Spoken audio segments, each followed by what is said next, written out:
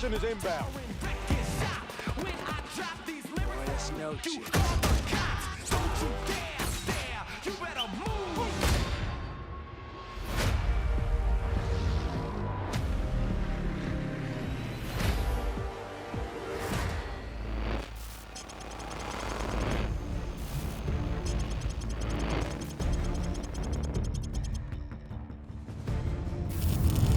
I just saw a scope. What fucking move are you hitting? Oh!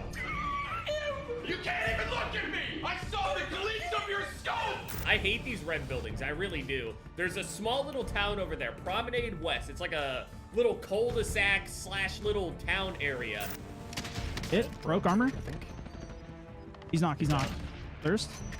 Okay, let's go. Let's Yep, go. move up.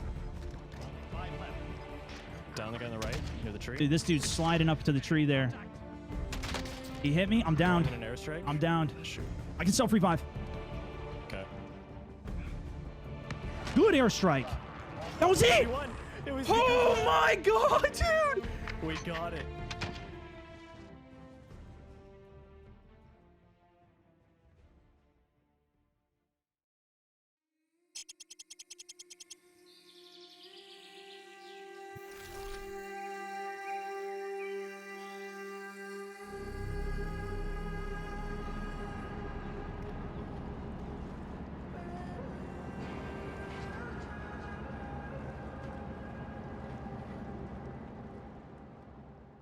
Few people would disagree that Modern Warfare 2019's Warzone saved lives.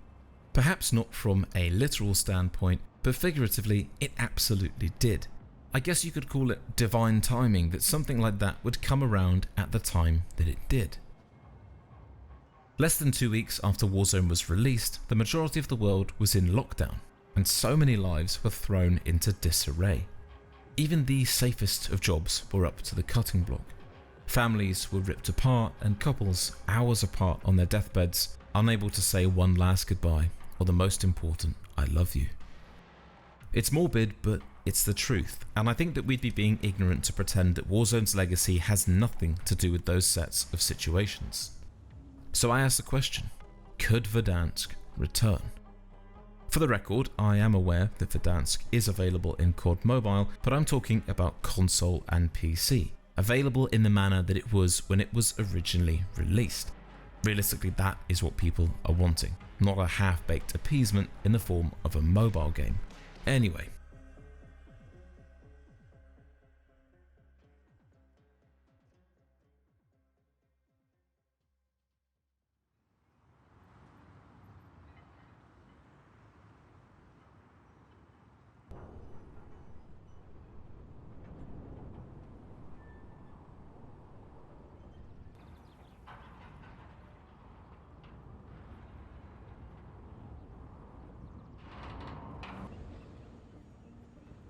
There's a phrase burned into the vernacular of modern gamers thanks to the Battle Royale genre.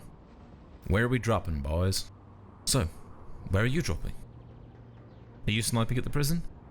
Maybe you fancy a little bit of 5-figure discount in Superstore and Storage Town. Where was your drop of choice? We used to drop between Boneyard and Storage Town. It paid dividends when bunkers were properly utilised, but before that it gave us space and time to get some loot and guns together before we'd encounter a fight. Our spot was our slice of Verdansk, and we knew it like the back of our hands. With most online multiplayer games, it's typical that people will become attached to the maps. What's so special about Warzone, and in specific Verdansk, is that people seem to become more than just attached to the map. Almost like we were living vicariously through the pixels on our screen because we couldn't do the same thing in real life. And I'm talking about running around outdoors, not shooting at things, living things. You know, people couldn't just touch grass because they couldn't leave the house unless it was for necessities like supplies or appointments. Verdansk became the place for young people to hang out online. Sure, people would chat in PlayStation parties before, and it wasn't a revolutionary concept as a battle royale, but there was something about the delivery of it that just worked.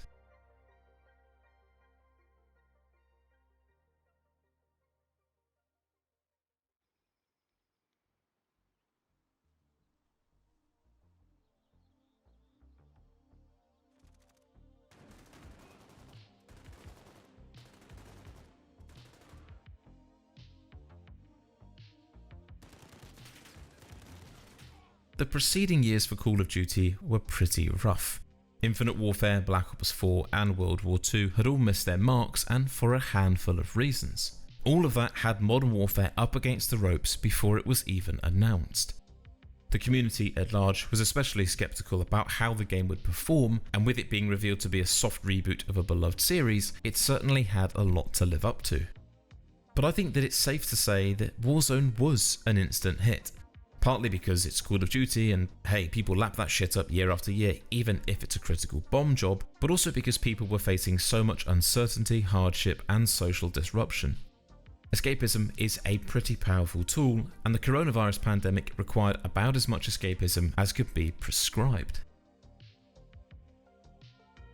I'm speaking from the heart now.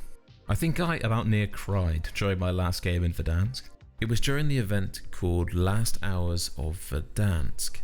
Everyone knew that it was some form of a farewell, and I think that's what made it so emotional. It was a rare occasion where you get to say your final goodbye, fully aware that it's about to leave, taking all of those memories along with it. I didn't even really bother looting or picking up guns. I just wanted to take my time and walk around the place. It had been the home of my free time for the best part of a year. I went up into the forest near the lumberyard and sat on the stone ledge where me and my brother got our first ever Warzone win. I let the storm consume me and I bled out in the exact same spot.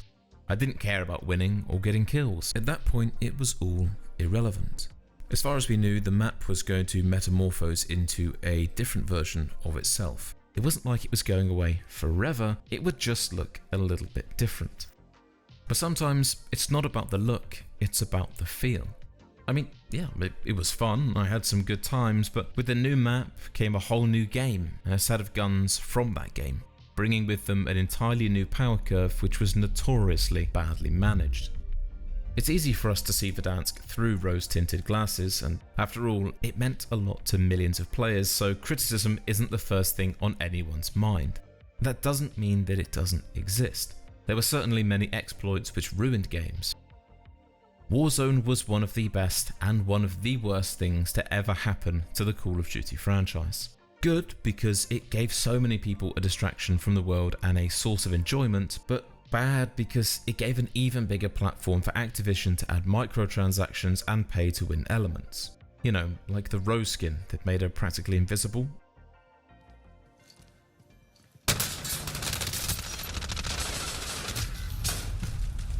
Less than 25, we're still standing.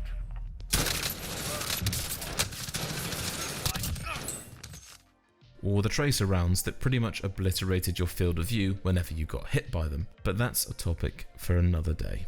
There were issues with server connections which could boot you from the game at any given moment. I'm sure that many of you experienced going on a rampage and then getting backhanded to the menus before you had chance to collect your spoils. But such is the nature of online games, I suppose. I guess it comes down to whether the positive vision a lot of people have of Verdansk as a map are tethered to the fun times that people had with each other and not necessarily the map itself, which I think is probably the case. It wasn't the first battle royale to come to Call of Duty, no, that would be Blackout. I didn't really like Black Ops 4 for a multitude of reasons. I just don't think that the game lent itself very well to being the type of gritty, semi-realistic shooter that COD has a reputation for being. I did give Blackout a chance, and I thought that it was mid. It didn't feel special, and I certainly spent a lot more time playing Firestorm for that very reason. Also, Battle Royale modes were a dime a dozen at that point, so I think that it was a big gamble for Activision to take that step again with Warzone. And it makes me wonder sometimes whether the mode would have been so popular if people weren't stuck indoors, desperate for a virtual door to the outside world.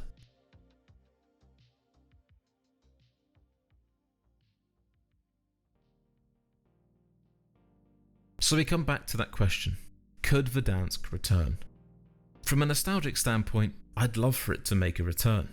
I'd love to be able to get together with the same group of friends and new groups of friends and fight for wins just like I did 3 years ago. Having the most bullshit conversations until 4 AM while scrapping in the gulag, inevitably losing and then begging people to buy me back. Or maybe exactly what I love and miss is those memories. I mean, from a gameplay perspective, Verdansk is so much better than any of the current offerings that we have. It's also something that the community seems generally positive about having come back. I can't imagine that it would be difficult to put it into Warzone 2, and the menus that we have for DMZ definitely leave it open to just slot right in. The fact that people have been calling for it to come back through Caldera, Fortune's Keep, Al Mazrah, Ashika Island and Vondel show that the demand is not going away. But I think that the real question isn't whether Verdansk could come back. I think that it's very plausible that it could, probably outside of the current Warzone story, but still. I think it should be about whether it should come back. Realistically, if it gets brought back, it's going to have to go away again at some point when the game reaches the end of its life cycle. So would we just be delaying the inevitable? I suppose an argument would be that if it were put into the game and not taken away, then at least people have the option of playing it as long as a copy of the game exists. But I don't know. There's a handful of people who I know personally that have only ever had Warzone 2 as their experience of the game mode. As it stands, they'll likely never experience it in the same way that everyone did back in 2020. If it came back, would it be special to them? Or would the lack of pandemic and greater sense of isolation deprive them of a wider context that original players had? If the map comes back, I think there's a chance that everything that made it sacred could be sullied. New cheats could crush the gameplay experience for returning players, and the overall vibe is likely to be completely different.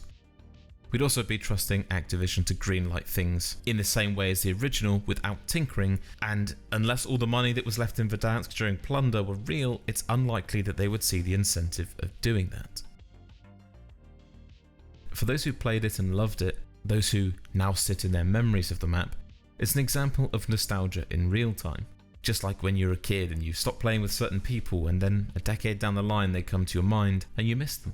It's just like that, except it's digital and not physical. It's not really tangible. It's fair to say that we're likely missing the memories more than we are the map. That feeling of being connected to people, being part of something bigger. Maybe it's better to let Verdansk keep the treasured status that it has in people's minds, rather than bring it back and provide an opportunity for those memories to be overwritten. What do you think?